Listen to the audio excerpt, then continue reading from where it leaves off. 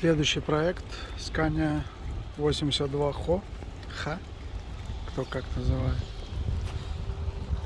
Но опять же стоит уже много лет. Пытались ремонтировать. Уже приросла к земле с краном.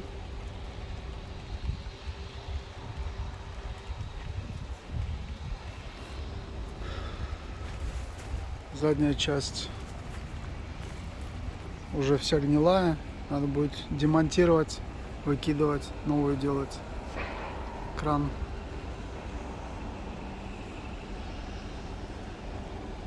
Рама живая. Колеса менять. Все будем делать. Чистить, красить.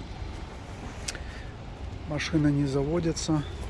Пытались ребята заводить, но это опять же, когда дизельный двигатель стоит много лет, дизель превращается в какую-то густую массу.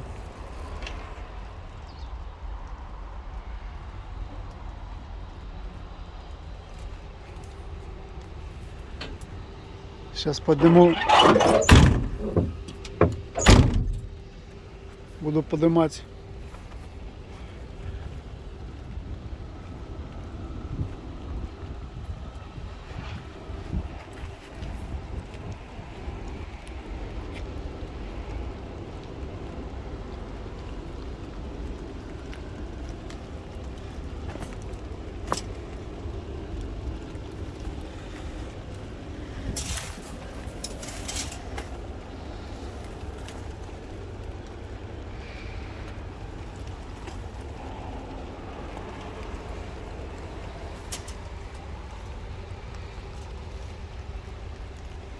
Вот эта часть мне нравится из нержавеечки.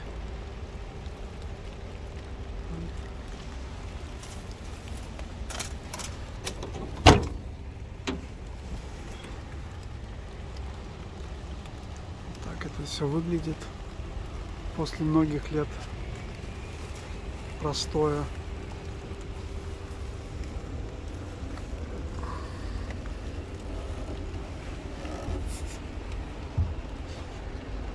Песка немерено нанесло.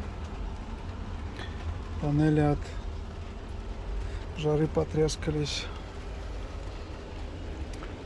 Будем восстанавливать. Уже снял насос, фильтры, крепление фильтров.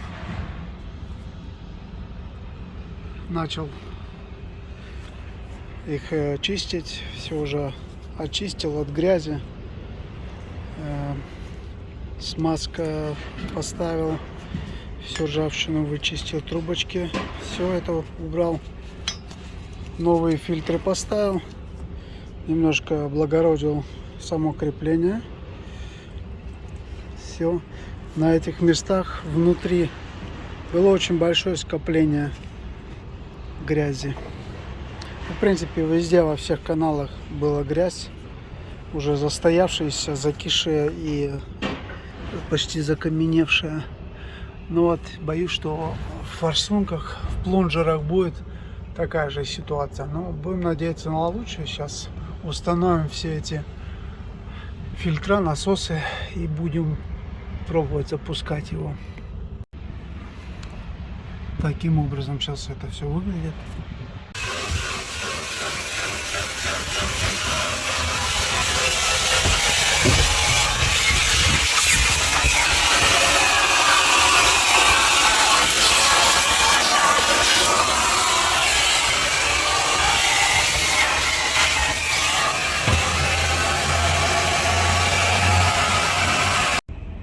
Такой момент. Поставил новый стартер, достал новый аккумулятор и поставил, установил все, начал его пытаться заводить. Он буквально 2% мотора провернул и встал, и все, больше не захотел крутиться. Там есть спереди болт, который прикручивает шкив. Я за него пытался прокрутить двигатель вот этим большим воротком с головкой на 60. Ничего не получается. Сейчас буду откручивать форсунки и пытаться посмотреть, что там внутри цилиндров. Возможно, куда-то попадала вода. Открутил форсунки, залил туда дизельного топлива. Целая ночь простояла.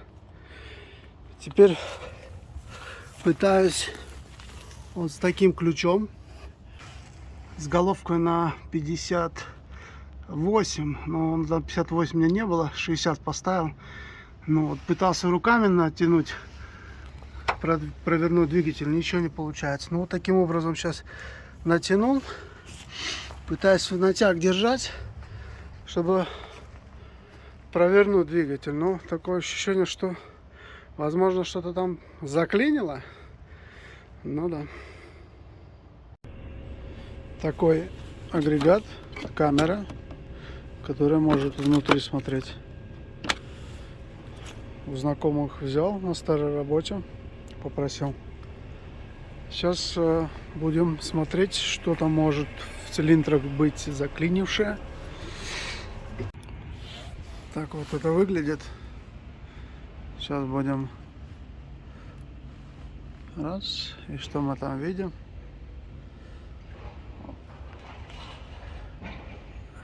Ну вот. На стенках есть ржавчина. Вот такая. Но я не думаю, что это криминально, чтобы прям двигатель заклинивший был. Это только первый цилиндр. Мне так казалось, что там будет вообще ржавчина. Ну, так, если по стенкам посмотреть. Есть наверху, да, такие моменты коррозии. Может, там где-то сверху и подклинивает. Ну-ка, если еще развернуть. Ну вот это самая верхняя часть. Ну это вроде нормально. Будем сейчас другой смотреть. Ну вот вроде нашел то, что думал. Если так вот смотреть, это ржавчина на цилиндре, а верхней части на самой. Если наверх иди. О, это уже выход получается. Верхний вот там клапана. А вот эта часть ржавчина. Вот она, ржавчина. Прямо на почти на самом верху. Видно, как поршень стоял. И клапана были открыты. И так вот заржавело от сырости, от влаги. И теперь клинит в этих местах поршня. Третий цилиндр, конечно, такой вообще.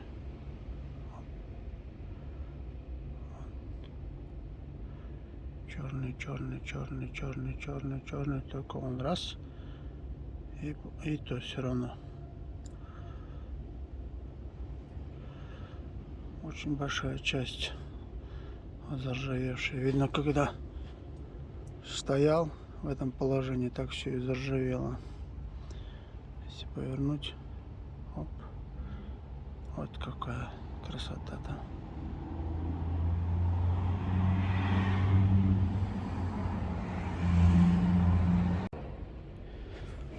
Сейчас только один выход. Сдергивать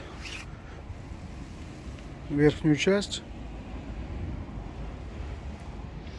и чистить вручную, зачищать эти верхние ржавые места. Сейчас буду обрабатывать химией, чтобы смыть ржавчину, не ржавчину, а то грязь всю. Привез воду, Кэрчер и будем смывать все. Кто-то скажет, зачем это все делать. Ну, во-первых, он стоял неизвестно сколько лет. Это вся грязь. Сейчас, чтобы не попала никуда. Ну и во-вторых, что эта грязь непростая. Мы сейчас находимся в индустриальном районе, промышленная зона, где недалеко расположен завод по переработке мусора, свалка. Здесь несколько гектаров площади собирают, перерабатывают, перевозят, складируют грузовики. И сейчас ветер не в нашу сторону, но когда ветер в эту сторону, весь мусор с этого завода, с перерабатывающего, летит сюда и забивается во все щели. Там не только промышленный мусор, но и пищевые отходы и все. Я нахожусь в Швеции. Швеция одна из развитых, самых сильных стран, которая перерабатывает любой мусор и также закупает этот мусор с третьих стран для переработки очень большими объемами и вырабатывает с них все полезное, газ, ну и все остальное. Поэтому вот эта вот грязь вся, это годами накопившаяся И там непонятно, что это за грязь, с какими она микробами. Поэтому сейчас очистим, помоем и будем разбирать. Такая импровизированная водяная напорная башня. Воды здесь нету, электричество только есть, это и то хорошо. Ну вот, давление небольшое получается.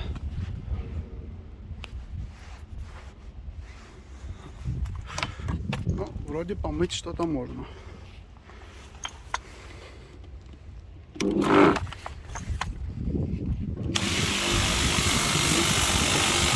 Грязь отмывается какая-то.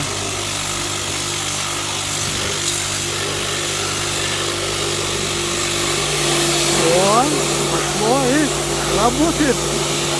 Водяная башня работает. Нормально работает. Хорошее давление пошло. Тут, ребята, которые приехали ставить контейнер на грузовике, поздоровались со мной по-латышски. У меня на машине латвийские номера. Я сам из Латвии, работаю в Швеции. И говорят, этот грузовик очень долго здесь стоял. Они давно уже работают. Я говорю, да, знаю, наверное, больше 10 лет. Ну и спрашивают. Постоянно один и тот же вопрос люди спрашивают. Зачем тебе это надо? Ну вот, по мне, так это лучше, чем сидеть дома, смотреть телевизор. Я постоянно хочу быть в движении, мне нужно это, я не знаю. Поэтому, если есть что-то возможно сделать, и потом, если это будет работать, а если это будет кому-то еще понравиться, то это просто несгладимые впечатления. Снял выхлопной коллектор.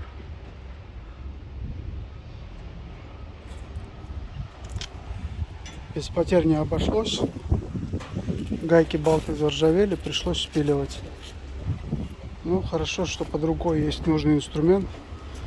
Все быстренько и просто. Поехали дальше. Снял впускной коллектор.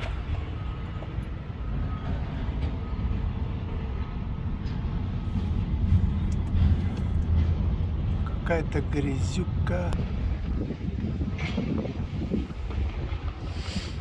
Это, наверное, и хорошо, что я сейчас все это разбираю. А то если бы я сейчас все это завел, оно бы как пошло по всем нужным и ненужным. И можно было бы выкинуть двигатель. А может, сейчас еще можно его и спасти.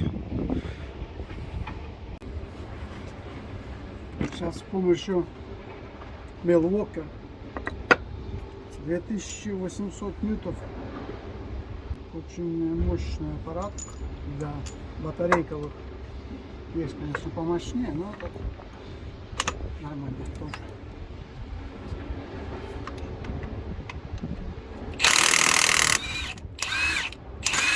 Готово. Готово.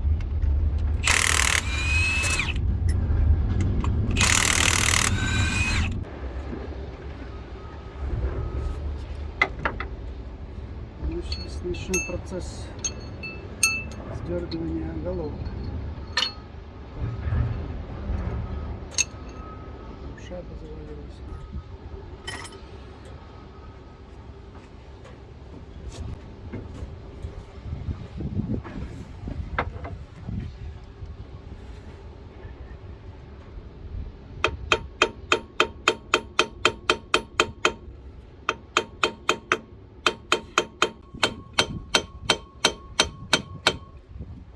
Так, отходит.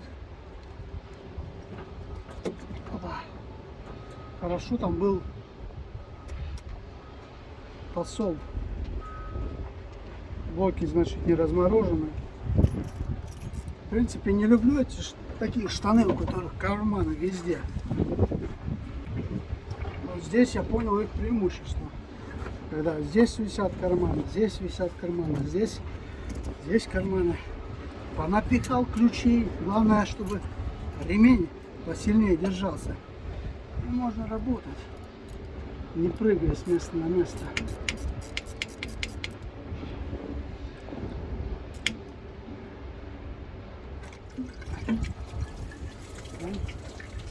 Посол.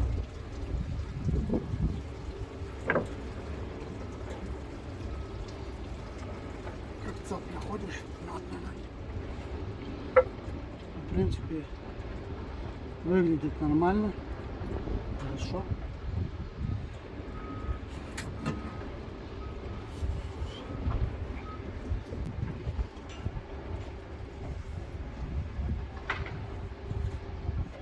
А вот здесь совсем нехорошо. Сейчас. Ой, точно, я же солярку сюда заливал. Смотри, держит. Это поршень. На самом низу получается. Ой. И, в принципе, смотреть-то можно, что у нас здесь.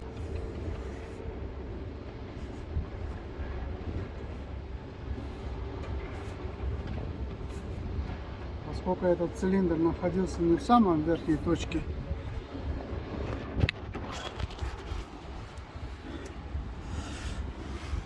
то можно наблюдать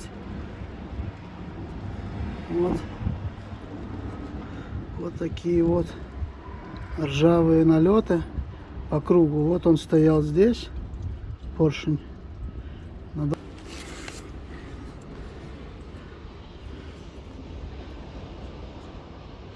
И когда поршень поднимается в это место, он клинит. Ну, вот такая картина. 4-й цилиндр.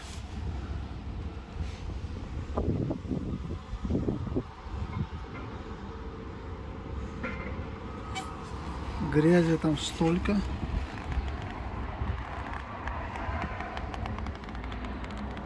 В таком вот состоянии все. Конденсат. Так вот, поэтому нельзя, чтобы машина стояла годами.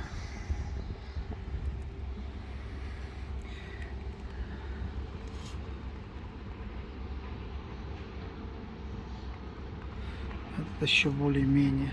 3-й цилиндр. И то есть минимальные такие наросты.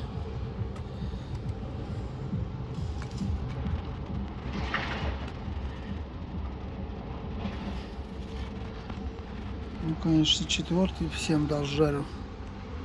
Вон какая там налет такой, что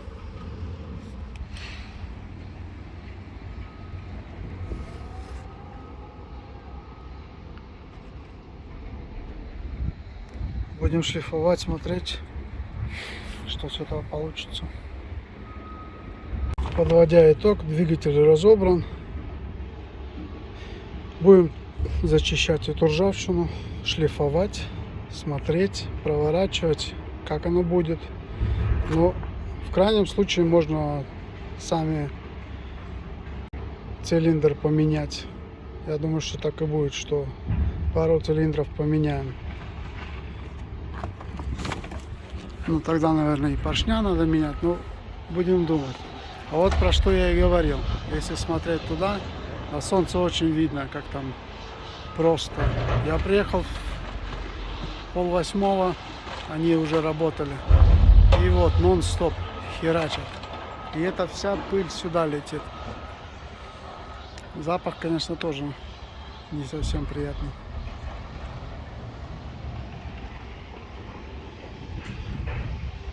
Все, опускаем и до следующего раза.